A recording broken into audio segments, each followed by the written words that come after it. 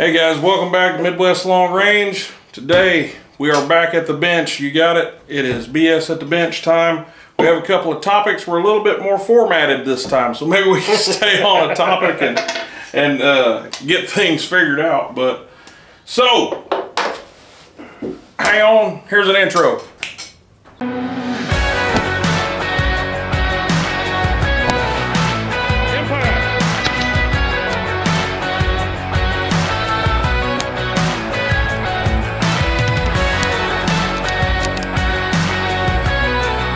Alright, now we're back.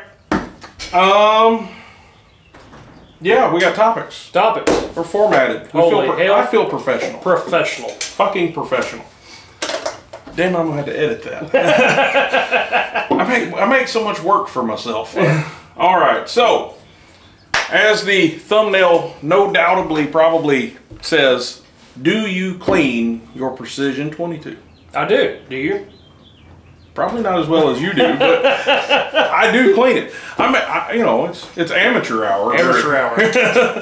But no, I do clean mine. So as far as we know, we clean it.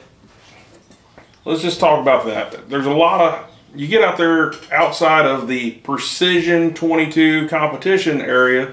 Most people with their 1022, their Marlin Model 60. Grandpa's 22, Marlin, old Stevens, or the old single shot Springfield. I like them. But, you know, a lot of them, I would venture to say some of those guns have never, and I mean never been cleaned. Never. Thousands and thousands of rounds of, you know, BS ammo. Bucket O bullets. Yeah, bucket O bullet. Thunderbolt. Ooh, Thunderbolt. Anyway, so do's and don'ts. Do's and don'ts. Well, let's back that up. So we know the do's and don'ts. How often do you clean your 22? Ooh, how often? That is barrel dependent, and I hate to be so friggin' generic with that answer, but honestly, man, everyone's different. I mean, a good quality barrel ain't gonna have to be as cleaned as often. If it has no machine, tooling marks in the chamber, the lands and grooves are cut good. And ultimately, just what the fuck are you doing? I have a rebuttal to that. What? You said a quality barrel doesn't have to be cleaned as often. But what we've gotten off into is quality barrels cut with matched chambers that have to be cleaned more often. So there's a clear difference there, depending on your chamber, because of the dreaded. Okay. I wish I could make the whole screen shake when I say this. The dreaded carbon ring. Let me explain that. What I mean by that is, in theory, if the gunsmith, the machinist, done his job correctly and polished the chamber where it was reamed with the reamer, it should not have burrs and little scuffy marks to collect residue that will turn in later into a carbon ring. Now, does that mean a good quality barrel doesn't need to be cleaned? No. In all honesty, just my personal preference, I mean, if I'm spending the money for a good quality barrel, I probably need to take the care and the time. I'm going to be willing to take the care and the time and the money spent to clean that barrel more frequently, because you want to keep that barrel good. I mean, you don't want to just half-ass throw it in the closet and I'll get it later. That ain't no good. No, you're 100% right. But because most of us, once we get deep into this sport, we begin just inherently, whether it's centerfire or rimfire, doesn't matter. We spend a lot of money. Yeah. It's kind of one of them deals. Is how far down the rabbit hole do you want to go? Yeah. But even when you go back to the factory guns, factory builds, etc., my brother-in-law Mike, with his Bagara, he bought it.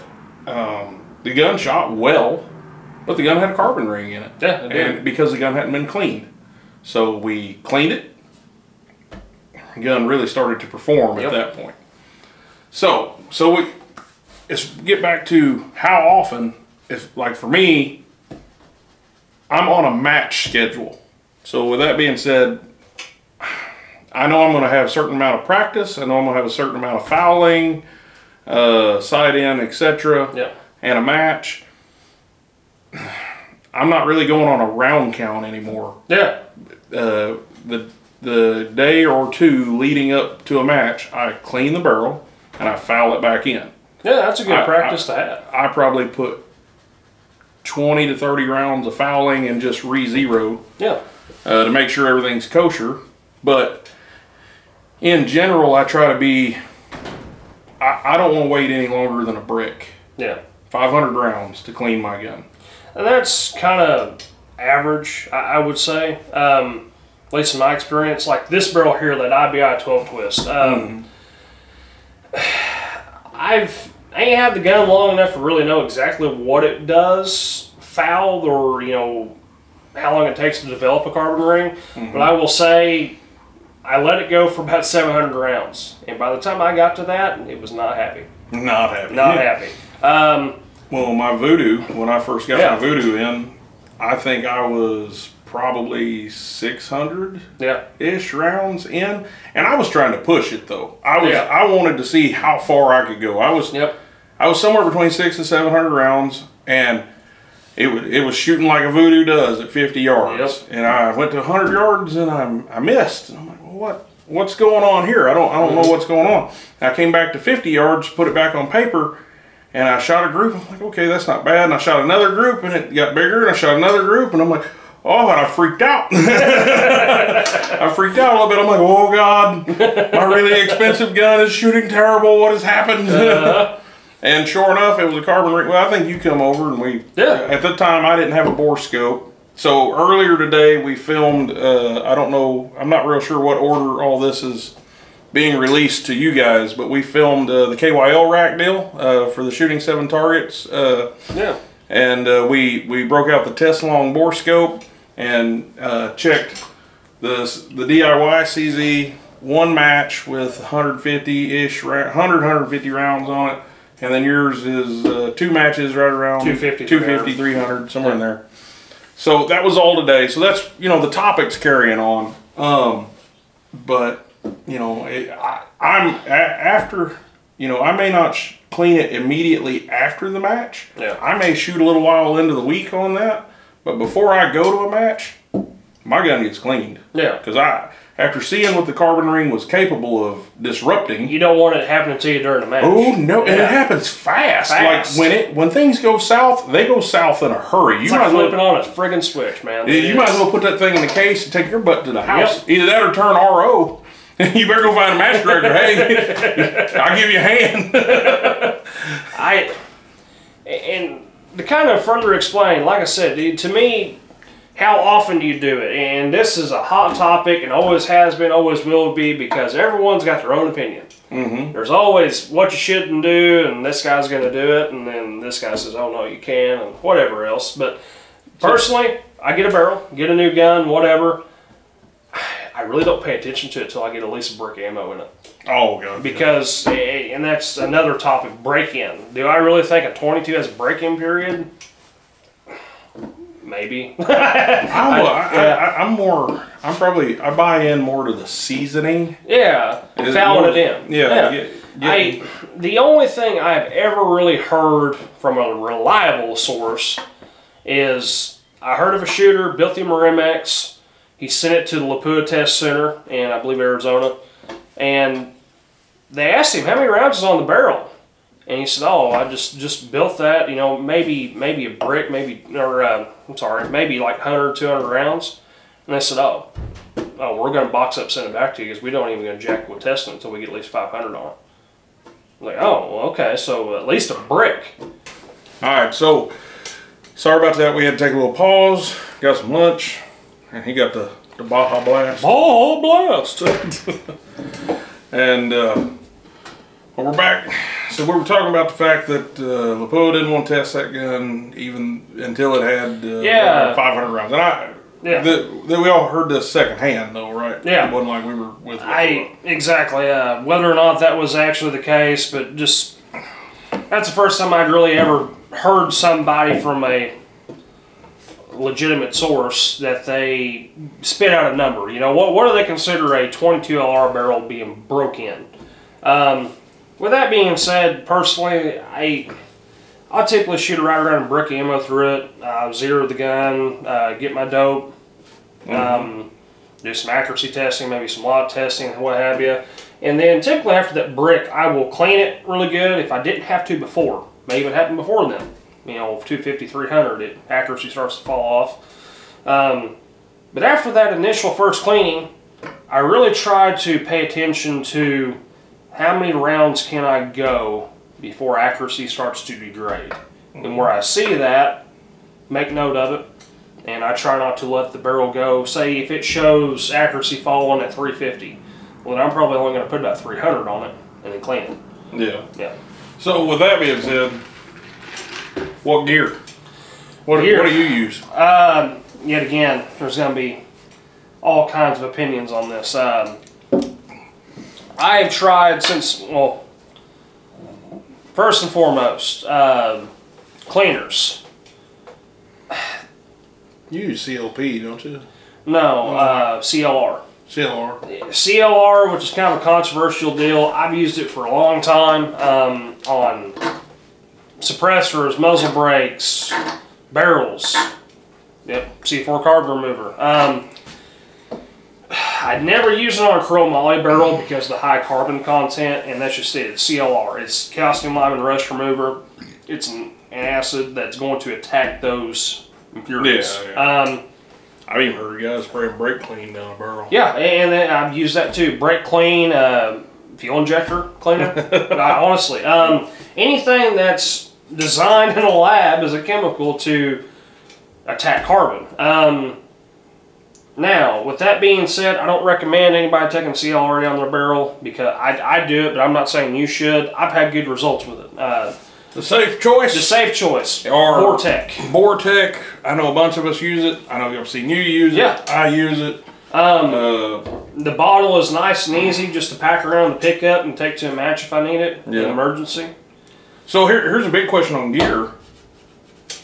What's your opinion of a bronze brush and a nylon brush? You knew where I was going. I did. So, from a recent video posted by another content creator that I follow and have a lot of appreciation and respect for, he'd done an interview with a well-renowned gunsmith and bench rope shooter, and he asked him that same question.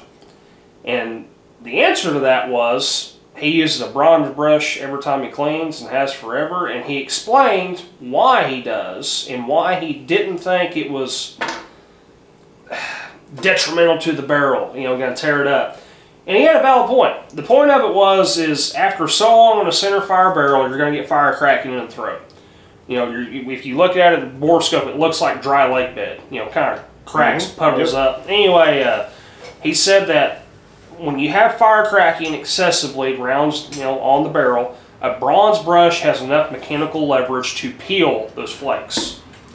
Therefore, basically ruining the barrel. I mean, you got a chunk of steel removed from the barrel, so you're losing gas seal, you're losing concentric bearing surface. Anyway, not to mention another pocket to form and hold foreign material such as carbon or copper. But anyway, with that being said, on a 22. I don't use one every time, and I'll be honest, the only reason why I don't, I'm not scared to, is because most of the brushes and stuff I have to clean my 22, I also clean my center fire with. And if I'm removing copper from a center fire barrel, I don't want a bronze brush giving me false positives when I'm removing the copper. Yeah. I've worked in steel. I use a nylon brush just because that's what I have. Yeah, and they're everywhere. And I heard where you were going because you work around steel. Yeah. And I spent a large part of my career around stainless steel fabrication, absolutely, manufacturing. I know you were a grinder at one point. I was a welder. I was a grinder. Let's just not say that very loud because I hate that job. I ain't never going back. Never. Yep. But I mean, shoot, we used. We used to use copper and bronze as like backer bars. Oh yeah. Because I mean, it wasn't hard enough to scratch the stainless. Well, and even if it did on a, I don't know. I think most of it was in copper, like busway bars. Yeah. You'd cut up an old box or something, and you get them busway bars out of them. Well, and that's the thing. I mean, copper, I ain't gonna say you can't gouge stainless with it, but it's not gonna be to the depth, and we're talking on the micron level. You had to try. You had to try. You're not going to scuff a 416 stainless barrel with a bronze brush that you're running in by hand on a freaking bore rod. You know, you're just not going to. And even if you did, if you seen it on the bore scope, is it detrimental to accuracy? Highly unlikely. It is. Yeah. I think we're both on the same page there. I mean, and again, like I've used the bronze brushes in the past. The last time I bought brushes, I bought a 3-pack of nylon brushes, and that's going to last me a while. Yep. So, and when them go bad, I don't even know what I'll buy then. Yeah. So, but you know I use like I use a nylon brush and a carbon fiber rod and good coated rod. Yeah, good coated rod. Good bearings in the handle. Yeah, yeah. Unless we're talking about our short handle. Yes. For soaking the chamber. Or even doing a little brush work in the chamber. And that'll kind of segue into what we do personally, you know, what you and I use personally. My method, as I said, whatever round count the barrel wants to be cleaned at, at least for me, I take my CZ barrel off, and I do this on my center fire as well. I remove the barrel from the action, just simpler for me. I put it in my barrel vise, and that way I can see everything. Easier to run a bore scope, bore rod into it. I got that's a little some serious cleaning right there. If you pulling the barrel off the action, that's some serious level cleaning. Because usually, I'll be honest, on my CZs, man, we call you bench rest Dalton. Part of the cleaning to me is the action. I'll be honest, I probably spend more time cleaning the action than I do the friggin' barrel. And pulling the barrel allows you to actually get in there and get to where you need. I mean, hell, I'll take my damn action to the frickin' kitchen sink and rinse it off with water if I have to. But yeah, I hear you. So that being said, the actual process of it is I got a short handled action cleaning rod, has no bearing in it, allows you to actually mechanically spin whatever your jag, your brush, what have you. I take one tight fitting patch and I soak it in, say, C4 Vortex carpet remover. I will leave it in there, literally put the patch on, soak it, and I stick it in the chamber, and I walk up from it for 10-15 minutes. Yep, I do about pretty close to the same thing. I just don't take the barrel off. But anyway, once that 10-15 minutes is up, get a good soak in. If I'm just going to use the action cleaning rod, I will kind of finesse the patch out without, getting it off the jag spear. Usually I can do it and done enough, repeatable. Anyway, I then take a nylon brush, bronze brush, whatever, soak it in C4, and I literally stroke back and forth, say 10 to 15 strokes, and then I turn the actual handle, the brush itself, mechanically 10 to 15 rotations. After that, if I'm not going to run a rod plumb through the barrel, I will then take the same action cleaning rod and put a dry mop on it, swab it out, get all the excess residue, C4 out of it, and then I take my bore scope. Yeah, and then check and this is the one thing, and I've had this conversation with you. Guys, the bore scopes that him and I have purchased are good quality. They work amazing. They're easy for any application. They're literally $100 and less. At this day and age, there's no reason. I got mine with the screen. Okay, well, 150 and less, roughly. Mine was 169. Okay. I bought. So sorry, I don't know. You can buy the 4-inch. I think the 4-inch ones are even $119.99 less. Okay. I bought the 5-inch Outlook with record capability for helping you guys. Show y'all what we're seeing. I spent a little bit more on it. They did not supply that by any means. I just went on the website and bought one myself. Now, I do know, I guess where I should have went with this is I know they have one. It used to be $45. I think it might have went to $60. Yeah, I think it's the flexible. It hardwires into your phone or laptop, what have you, whatever device you want, easy peasy. Anyway, there's no reason not to own a bore scope.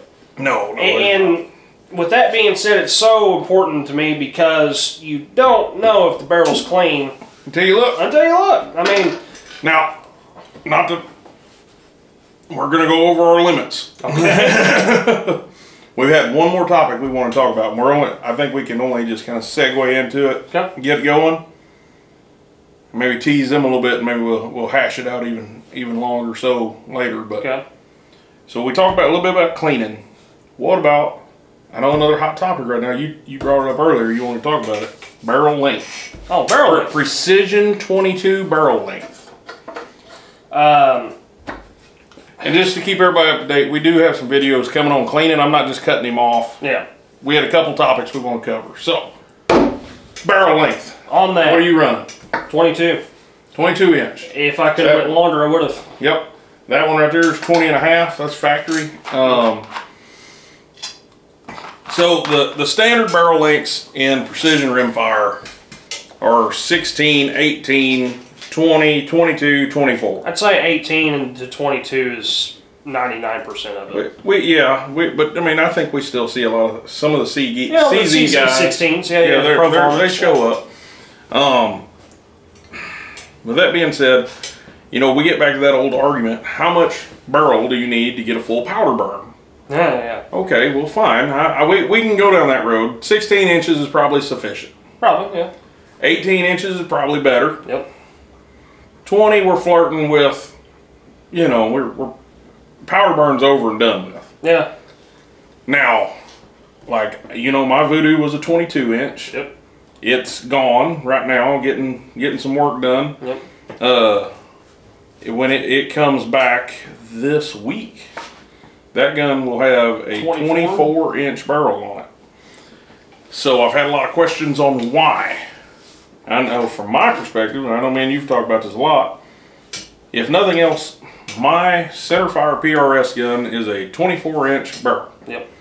And a Foundation MG2. Yep. So my Voodoo is now going to be a 24 inch barrel and a Foundation MG2. So the balance points, the way the gun feels, how I got to work it in and out of barricades. Yep. These are all things that I'm just practicing more. Yep. But also we get off into the other topic, and this is where I don't know nearly as much as you do, but we get off into bullet stabilization. Yes. And so this theory has come up as of lately since rimfire has now gotten more and more popular. There's two theories to this, and they contradict each other. One theory is shorter barrel length, 18 to 20 inch, 22 maybe. If you're shooting subsonic ammo, like 99% of us are in rimfire competition, it's slow enough versus a center fire that your movement behind the gun, your dwell time of from initial ignition of the case, down the barrel, and out the muzzle, your influence on the gun, because of the slower dwell time of it traveling through, can influence it greatly more than a center fire traveling 2,600 plus feet per second. I will say, I fully believe that theory. I do. To what extent, how much is it? Can't tell you. Never really tested it. I just, on theory, it makes sense to me. On paper, I guess, and I guess in some of my own shooting, I can see, you know, the effects of it. I can tell you what, that match yesterday, shooting through that daggum car door on the car stage, that's the most unsupported position on that stage, where essentially we're shooting through the car from the passenger side. We're barricade bag on the windowsill and shooting through the car out the other window. And I mean, you basically, you know, you either take a wide stance if you're not tall enough to get on your knees. Or kneel, yeah. I wasn't running a pump pillow, so I didn't use one. But you know, wobble, and I think I dropped both of those shots actually.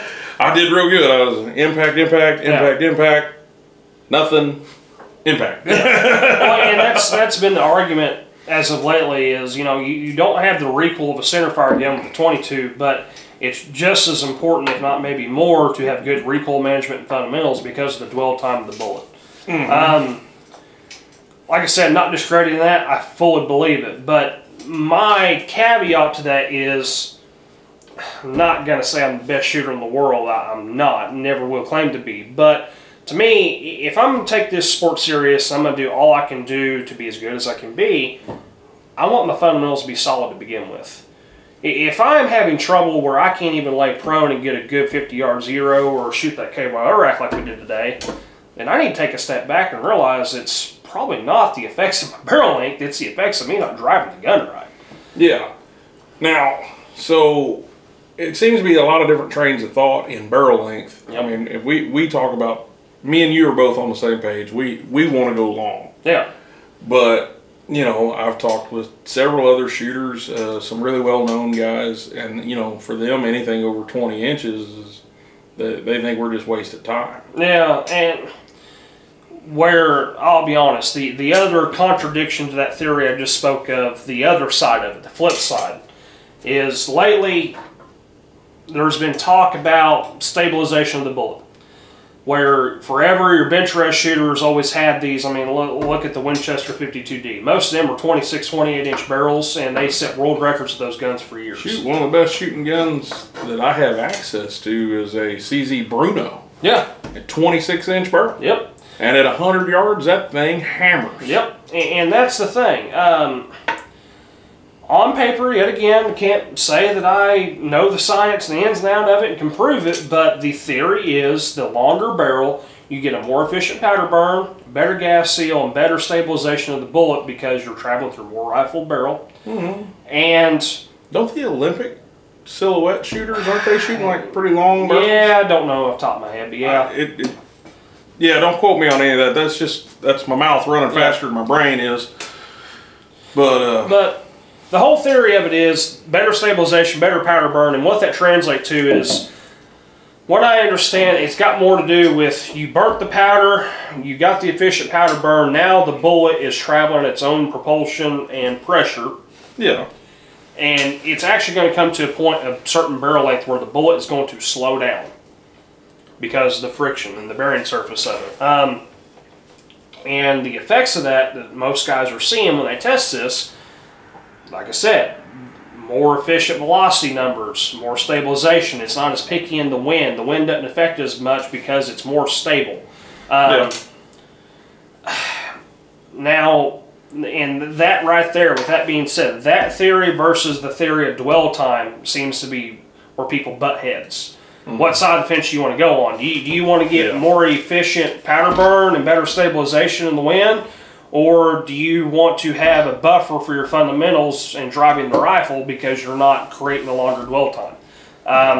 My side of the fence is I want a longer barrel. And the reason why my opinion is that way is because regardless, if both them theories are totally wrong, and I don't even care about them, balance. We are shooting positional rifles.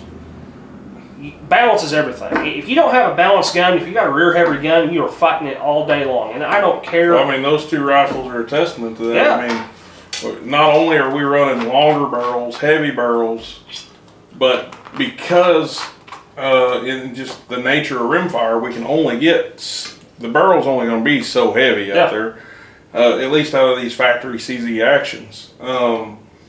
You know, I know both of us are running 360 precision Arca rails. Weighted rails, yeah. Weighted Arca rails from 360 Precision. Yep. Big shout out to those guys. I really like dealing with them. But that's just, if the other theory, if bullet stabilization and efficiency and all that completely rule out, I'm with you. I would still take the longer barrel. Absolutely. Purely based on balance. Balance. And for me, you know, using mine as a true precision trainer, it's an identical match, more or less, to my centerfire gun. There's just no other way I'd go about it. Yeah. But anyway, so I know that that's a big, broad topic that we can stretch off into a mile. We'd be 10 country miles way down that rabbit hole. Yep.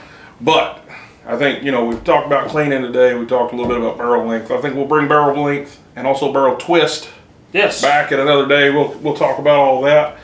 But guys, I really appreciate y'all hanging out with us, talking about all this stuff. Drop a comment. Tell us what you want to hear. You know, if give us some suggestions. Absolutely. And remember, Midwest Long Range Rimfire Series. Go to the group page on Facebook. Midwest Long Range Rimfire Series. I'll say it again for sake of beating the dead horse like I like to do. But go on there. We've got pictures from our very first match posted. Dalton was the match director. Thanks to everyone coming out. Had an awesome turnout. Absolutely. We had 38 shooters. Okay, guys, 38 shooters. In prize money, we gave away like $450. $50, yeah. Yeah, between first, second, and third places overall. We had, you know, trophies. We had it, and again, I'm not sure if the video is already up or not by the time I post this, but we had a shootout between our top juniors. That was awesome to watch. It was. You know, they tied up. Me and him kind of dropped the ball. We went through practice score and we just saw, you know, one went behind the other. I didn't even realize they were tied, and they had to come tell us about it. I'm like, oh crap! So they did the right thing in my opinion. They shot it out, and then they tied the shootout. And had to do it again. Had to go to double OT basically. So big shout out to Keegan Keener and Alex Miller. Those two kids. Great kids, and I love seeing them out there shooting with us. Also, all the juniors that showed up, you know, I hope more people come. Next match is April the 16th in Park Hill, Oklahoma at Recon by Fire with Bud Weber. Go down my video list. You'll see a few different videos that we've shot over at Recon. So meet us over there. You know, it's a $25 buy-in. You got a chance at the pot. So come on, shoot with us. This is BS at the Bench. We'll see you next time.